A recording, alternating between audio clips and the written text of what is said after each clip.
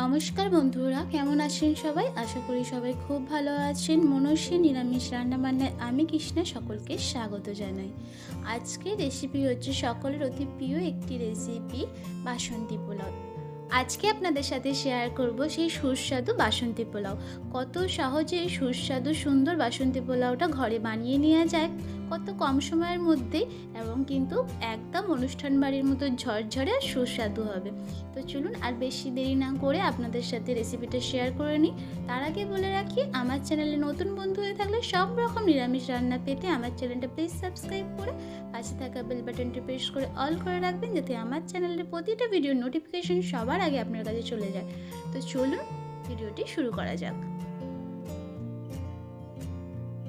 তো পারফেক্ট বাসন্তী পোলাও বানানোর জন্য কিন্তু এই মেজারমেন্টটা অত্যন্ত জরুরি। এই টিপসগুলো কিন্তু মাথায় রেখে করবেন, তাহলে দেখবেন আপনাদের পোলাও কিন্তু একদম সুস্বাদু ঝরঝরাবে। এখানে এই কাপটা মেপে আমি 2 কাপ গোবিন্দভোগ চাল নিয়েছি। এবার 1 গ্লাস জল দিয়ে খুব হালকা হাতে এটাকে আমি ধুয়ে নিচ্ছি। খুব বেশি প্রেস দিয়ে চটকে এটাকে ধোয়ার প্রয়োজন নেই, হালকা হাতে জাস্ট একবার থেকে দুবার ওয়াশ করে নিতে হবে। এবার এটাকে আমি এরকম একটা ঘন ছিদ্রযুক্ত চুবড়িতে ছেঁকে নিচ্ছি, কারণ গোবিন্দভোগ চাল ভীষণ ছোট দানার হয়, আর এটা ঘন চুবড়ি না হলে কিন্তু গলে যাবে। আপনাদের কাছে যেটা সুবিধা হয় সেটাতে ছেঁকে নেবেন। তো এটাকে আমি দুবার ওয়াশ করে নিয়ে ধুয়ে নিয়ে আর চুবড়ির মধ্যে ছেঁকে নিচ্ছি, যাতে জলটা সম্পূর্ণ ঝরে যায়। দিয়ে এটা থালায় মিলে আমি পাখার তলায় রেখেছিলাম আধ ঘন্টা। আপনারা রোদেও দিতে পারেন, যাতে এর মধ্যে কোনো জল না থাকে, একদম ঝুরঝুরে হয়ে যায়। আর এখানে আমি আদা আর কাঁচা লঙ্কার পেস্ট করে রেখেছিলাম, সেটা আমি 2 চামচের মতো দিয়েছি। 2 কাপ চালের জন্য আমি এখানে 2 চামচ দিয়েছি। আর এখানে আমি দিয়েছি 1 চামচ হলুদ গুঁড়ো আর হাফ চামচ শাহি গরম মশলার গুঁড়ো। হলুদ গুঁড়োটা আমি পরে আরেকটু ইউজ করেছি, আপনারা এখানে 1.5 চামচ হলুদ গুঁড়ো দেবেন। আর দিচ্ছি এখানে 2 চামচের মতো ঘি। আর এখানে আরেকটা টিপস দিয়ে রাখি, যে কোনো পোলাও, বিরিয়ানি বা ফ্রায়েড রাইসের ক্ষেত্রে কিন্তু ঘিটা ভীষণ ইম্পর্টেন্ট, তাই সবসময় ভালো ঘি নেওয়ার চেষ্টা করবেন। তো সেই সব উপকরণগুলো আমি চালের সাথে খুব ভালোভাবে মিশিয়ে দিয়েছি। মিশিয়ে দিয়ে এটাকে আমি রেখে দেব 5 মিনিটের মতো। তো 5 মিনিট পর দেখতে পাচ্ছেন এর কালারটা কিন্তু অনেকটা চেঞ্জ হয়ে গেছে। আচ্ছা, এখানে আরেকটা কথা বলে রাখি, যে ফোনে হয়তো কালারটা সেইভাবে আসছে না, কিন্তু সামনে থেকে এর কালারটা কিন্তু দুর্দান্ত হয়। তার জন্য আমি একটু ক্ষমা প্রার্থী, কারণ আমার ফোনের ক্যামেরার কোয়ালিটিটা হয়তো একটু খারাপ, একটু না অনেকটাই। যাই হোক, আপনারা একটু মানিয়ে নেবেন। আর এখানে আমি গ্যাসের মধ্যে কড়াই গরম বসিয়ে দিয়েছিলাম। কড়াইটা গরম হতে আমি এখানে 2 চামচ ঘি দিয়ে দিয়েছি। ঘিটা মেল্ট হয়ে যেতে এর মধ্যে আমি দিয়ে দিয়েছি 3টে তেজপাতা। আর এখানে দিচ্ছি 8 থেকে 10টা ছোটো এলাচ। আর এখানে বলে রাখি, এলাচগুলো সবসময় ফাটিয়ে তেলে দেবেন, নাহলে কিন্তু ফুটবে।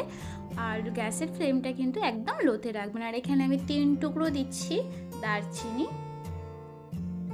আর এখানে দিচ্ছি আমি 4 থেকে 5টা দিয়েছি গোটা লবঙ্গ। দিয়ে মশলাটা একটু ভালোভাবে ভাজতে দিতে হবে, যাতে মশলা থেকে একটা সুন্দর গন্ধ বেরোয়। আর এখানে আমি 1 মুঠো কাজু দিয়ে দিচ্ছি। কাজুগুলো আমি একটু জলে ভিজিয়ে রেখেছিলাম, সেই কাজুগুলো দিয়ে দিলাম। কাজুগুলো একটু ভাজা ভাজা হলে এর মধ্যে আমি দিয়ে দেবো কিশমিশ।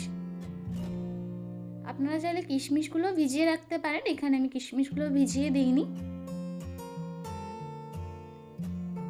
তো এখানে কাজু কিশমিশটা মোটামুটি ভালোভাবে ভাজা হয়ে গেছে, খুব বেশি লাল করে ভাজার দরকার নেই। তো এর মধ্যে আমি দিয়ে দিচ্ছি যে চালটা আমি মেখে রেখেছিলাম সব কিছু দিয়ে, সেই চালটা দিয়ে দিচ্ছি।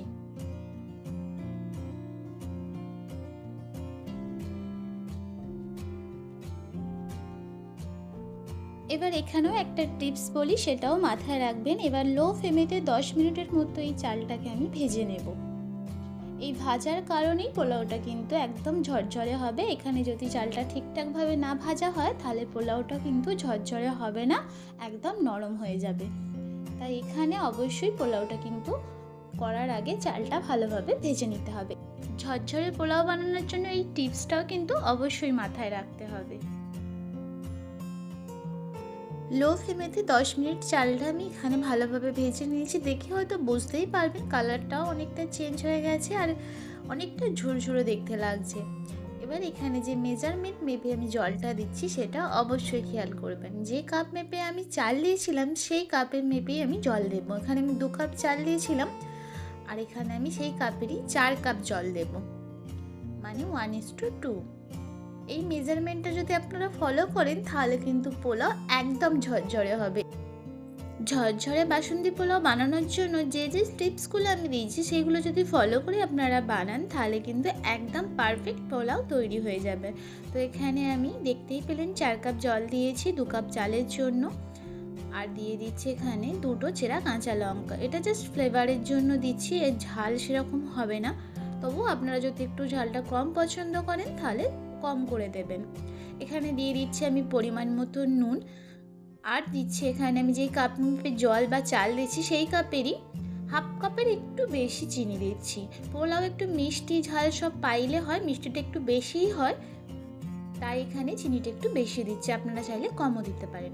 এবার এটাকে ঢাকা দিয়ে, আর যে ঢাকার ছিদ্রটা আছে তার মধ্যে আমি দিয়ে দিয়েছি একটা লবঙ্গ।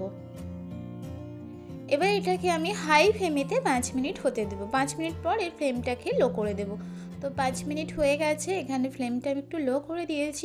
তো 5 মিনিট পর ঢাকাটা খুলে একবার ভালো করে নেড়ে দিতে হবে, কারণ এই মশলাগুলো সব এক সাইডে হয়ে যায় ফুটে, সেগুলো একটু ভালো করে মিশিয়ে দিচ্ছি।